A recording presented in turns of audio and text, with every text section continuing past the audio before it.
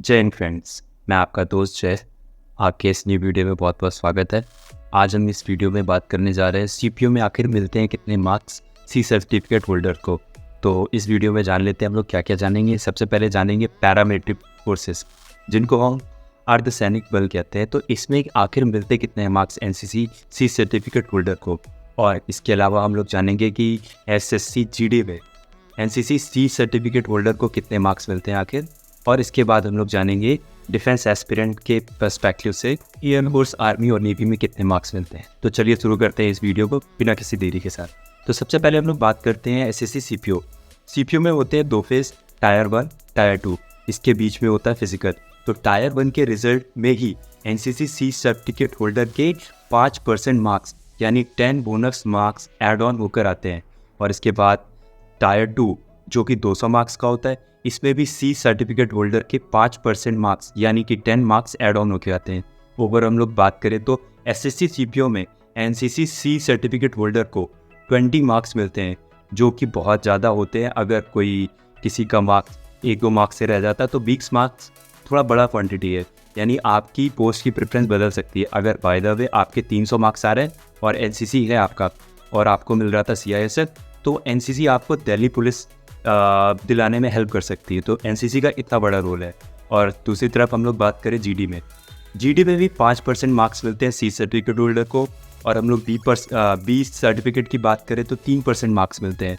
और A certificate की बात करें तो 2% मार्क्स मिलते हैं। और पहले हालांकि होता था 100 मार्क्स का, तो 5% मार्क्स 5 हुए, लेकिन अब होने लगा है एसएससी जीडी का 160 नंबर का। तो 5% यानी कि 8 नंबर आपको बोनस में मिलेंगे और ये आपके रिजल्ट में एड ऑन होकर आएगा। और इसके पैरेलल में हम लोग बात करें डिफेंस एस्पिरेंट के पर्सपेक्टिव से, तो एयरफोर्स, नेवी और आर्मी में ए सर्टिफिकेट के 2% मार्क्स मिलते हैं। बी सर्टिफिकेट होल्डर को 3% बोनस मार्क्स यानी कि 10 बोनस मार्क्स। और सी सर्टिफिकेट होल्डर को एग्ज़ाम से एग्जेम्प्टेड है, उनको एग्ज़ाम नहीं देना है, सीधा फिजिकल देना है और एज अ सोल्जर वो ज्वाइन कर सकते हैं। इसके पैरेलल में टेक्निशियल स्टाफ, क्लर्कियर स्टाफ के लिए उनको 15 बोनस मार्क्स मिलते हैं, उसमें उनको एग्ज़ाम देना पड़ता है। लेकिन उन एस्पिरेंट को एग्ज़ाम नहीं देना पड़ता जो सी सर्टिफिकेट होल्डर के साथ साथ दिल्ली परेड में पार्टिसिपेट किया हो, यानी रिपब्लिक के परेड में पार्टिसिपेट किया हो, एनसीसी सीट सर्टिफिकेट हो, तो उनको वहाँ पे भी एग्जेम्प्टेड है एग्ज़ाम से। सिर्फ उन्हें फिजिकल देना है और वो आर्म फोर्सेस ज्वाइन कर सकते हैं। और इसके अलावा हम लोग बात करें कि एज अ ऑफिसर बनने के लिए एनसीसी सी सर्टिफिकेट होल्डर को क्या क्या बेनिफिट, क्या क्या छूट मिलती है। जैसे कि आप सभी जानते होंगे कि एनडीए, सीडीएस, एफकैट, इसके थ्रू आप ऑफिसर एंट्री के लिए इंडोर होते हैं। लेकिन अगर आपके पास एनसीसी है तो आप इनके बिना एग्ज़ाम दिए भी सीधा एसएसबी के लिए क्वालिफाई कर जाएंगे अगर आपके पास सी सर्टिफिकेट है। एनसीसी डायरेक्ट स्पेशल एंट्री साल में 2 बार आती हैं, इसमें आपके पास सी सर्टिफिकेट हो तो आप एग्ज़ाम से एग्जेम्प्टेड होंगे और आपको सीधा मिलेगा मौका एसएसबी देने का।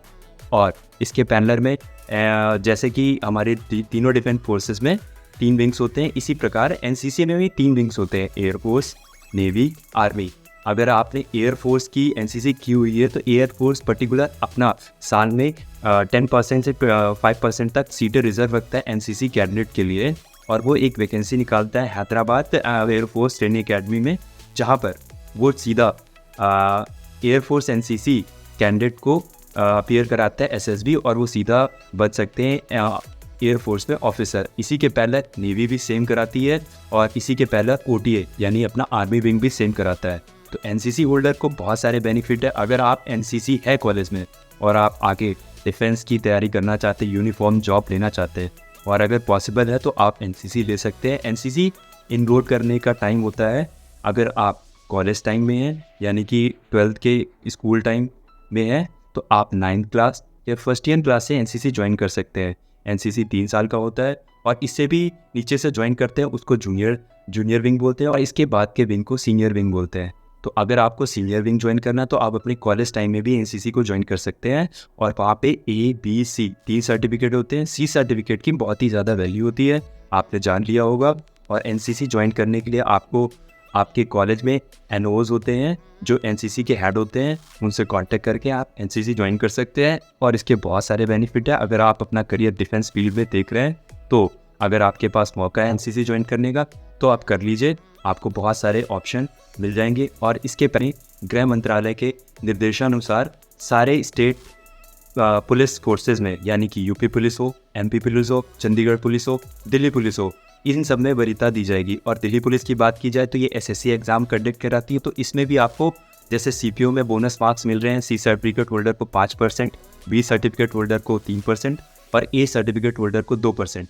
Same as it is Delhi police में भी आपको बोनस मार्क्स मिलेंगे। और इसके पहले में स्टेट गवर्नमेंट भी आपको प्रेफरेंस यानी वरीयता देगी। तो अगर आप एनसीसी कर रहे हैं तो इसके बहुत सारे बेनिफिट है। और इसके अलावा प्राइवेट सेक्टर में जैसे रिलायंस इंडस्ट्री सिक्योरिटी पर्सन को हायर करती है, तो उसमें मेजर पोर्शन में एनसीसी कैडेट को वो मौका देते हैं और उनको कई सारे बेनिफिट देते हैं कि आप सीधा प्राइवेट सेक्टर में भी एनसीसी के थ्रू जॉब ले सकते हैं। तो काफ़ी कुछ बेनिफिशियल हो सकता है अगर आपने एनसीसी कर रखी हो।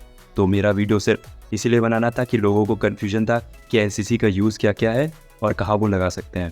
Thank you for your watching, stay tuned.